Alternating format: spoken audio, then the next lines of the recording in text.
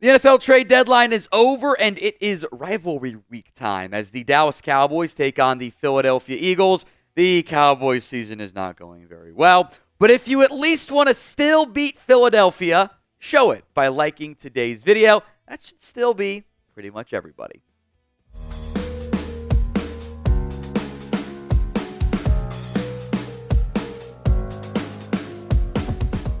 When the pre-last Sunday lines had come out, the Dallas Cowboys were favored, actually, against Philadelphia.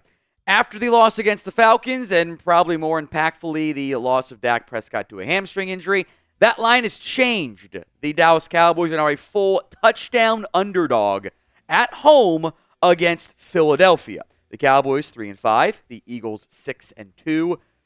The Cowboys have a bottom 2 defense in the NFL. They've got a bottom 12 offense in the NFL, even with the healthy quarterback. We'll get to that more in depth in a second. The Eagles are right around top 10 in scoring offense and scoring defense. So, yeah, the Eagles should be favored in this game. Some injury notes. We'll get the full injury report later today, so make sure you guys are subscribed. Dak Prescott will not be playing in this one. They'll figure out the timing and who they want to bring in onto the active roster, but he's set to go on injured reserve. We'll see when we see him next. DaRon Bland, I hope he practices. Something tells me that's probably not going to be the case, at least on Wednesday. I'd be a little surprised if he played. He's got to get back out there, and he hasn't practiced we're getting closer to a month now, which is really bad given his setback with the foot injury. Trevon Diggs, the very rare Mike McCarthy player, who didn't practice on Wednesday, Thursday, Friday, and then still played in the game. That could be the case again this week. Sounds like Micah Parsons trending towards a return as well from his high ankle sprain, which your defense desperately, desperately needs. CeeDee Lamb has that AC joint sprain in his shoulder, was clearly in a lot of pain. I give him credit for playing through it. Don't know if he should have still been out there. We'll see what his availability is throughout the week, but Cowboys made it sound like he's going to play in this one. Eagles injury, meanwhile, sounds like A.J. Brown is okay with his knee issue. It seems more minor than anything else, but we will certainly monitor it. Dallas Goedert didn't practice at all with a hamstring injury. Darius with a groin. Those guys very much questionable for this week's game. Let's talk keys to victory. And number one this is where we're at in the season. We're talking Ewing Theory here on the Cowboys Report. You've probably heard it before. It's happened to many teams many times in the past. Ewing Theory is you lose a key player, whether he was overrated, whether he was just not quite the right fit with other personnel, or whether it got the rest of your team to realize, oh, crap, we can't lean on this guy anymore. The rest of us have to step up. That is what you are hoping for without Dak Prescott. Because undisputably, you're wrong if you think otherwise. The Cowboys are worse on paper without Dak Prescott. That is a fact. So can Mike McCarthy rally his boys here? Can he play the nobody believes in us card? Can he play the, hey, everyone else has to step up their game? Everyone, you can't be given 90% anymore. You got to give 100%. You can't lean on this guy. It didn't happen on defense this year when you lost Micah and Tank and DaRon Bland.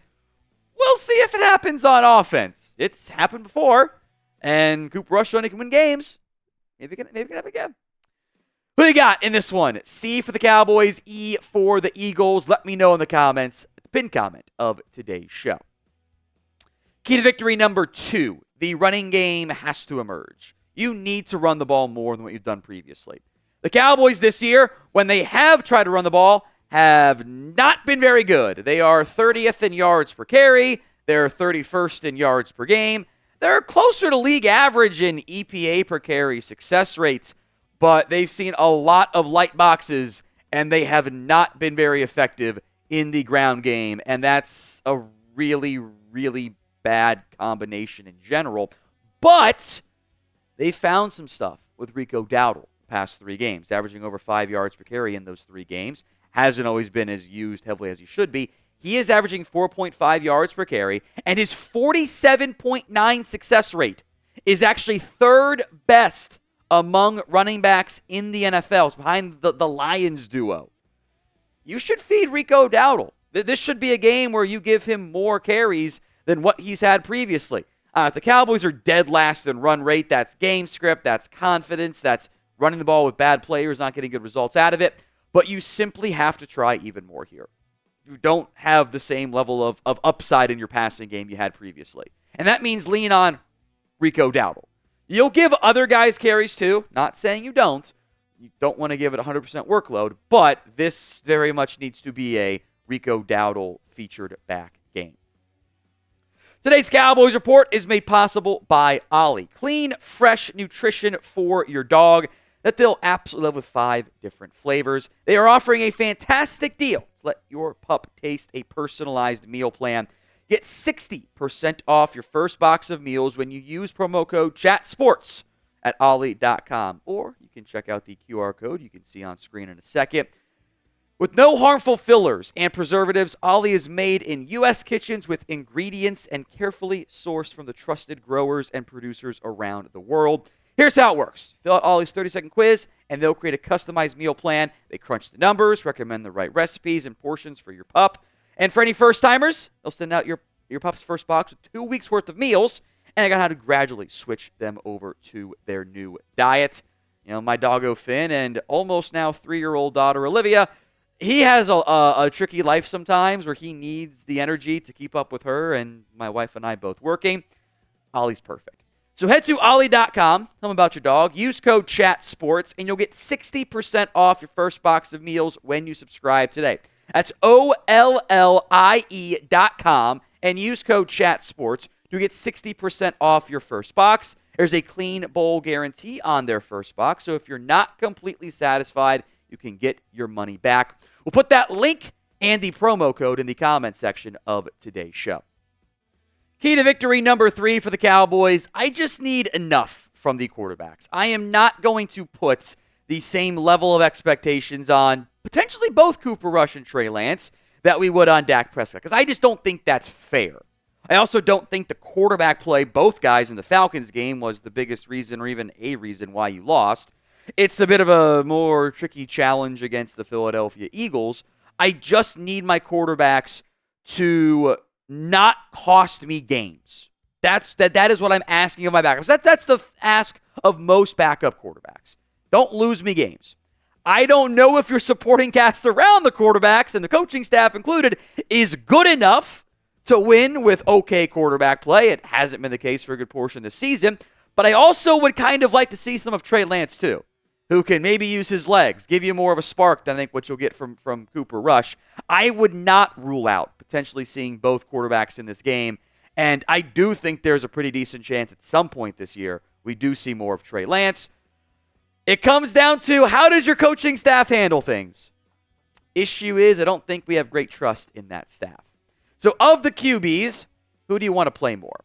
TL for Trey Lance, CR for Cooper Rush. Let me know in the comments of today's show. Number 4, your defense has to deliver. And this is, I think, a huge factor in your hopes of having some success down the stretch here with no Dak Prescott for at least a handful of games. The defense was the single biggest reason why the Cooper Rush era, when he started, has had success. The defense with Rush starting has allowed 15.8 points per game, even with some of the turnovers there. That's really good. That defensive production is awesome. The offense with Rush starting is averaging about 21 points per game, and they've never scored more than 3 offensive touchdowns. The issue is your defense over the last 14 games, both Dan Quinn and Mike Zimmer-led eras, are allowing 29.9 points per game. That's awful. So what defense do you get? The defense this year has been pretty putrid. They're allowing 28.1 points per game because it got bad down the end of the Dan Quinn era, by the way, too, folks. If your defense can get Micah Parsons back, if they can look more like a league average defense, which right now is asking a lot because your defense is terrible and everything, that gives you a chance. But if your defense plays like it has for a good portion this season, it's not going to work. Now, we will be here to the good, the bad, the ugly. Draft season is going to be here very quickly. I promise not to do meme mock drafts like I did on Twitter where it's all Michigan players. I promise not to do that. Hit that sub button for free Cowboys YouTube videos, youtube.com/CowboysTV. A big part of your defense delivering is your run defense. Has to step up. It has not been good this year. It's shown the occasional flash. It's shown the occasional bit of promise. It's still terrible. It is the 30th ranked yards per game, 23rd in yards per carry, last in stuff rate, last in yards in EPA per carry, bottom 5 in yards after contact. And they are trying to load the box to stop you, which I actually think is probably a bad idea against Philadelphia. That's how you allow some explosive plays. The Eagles' run offense overall this year has been pretty good. They're second in yards per game.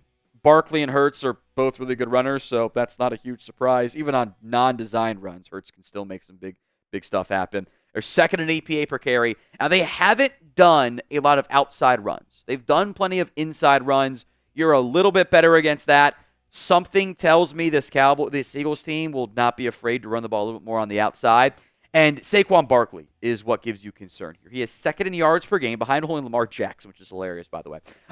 Fourth in yards per carry. He's 12th in EPA per carry. And he is the most explosive runner in football. He has 23 runs of at least 10-plus yards. That is unbelievable production. Behind a better offensive line in Philly than what it was in the Giants, he looks more like that early first-round pick. Now, the bonus option here for this particular one is Kellen Moore goes full-on Galaxy Brain. The Eagles, a couple times every game this year, just do something really stupid. Like, they just do why did you call that play there? You're in 4th and short. Why are you doing a rollout? Just run the ball with the brotherly shove. It works every time.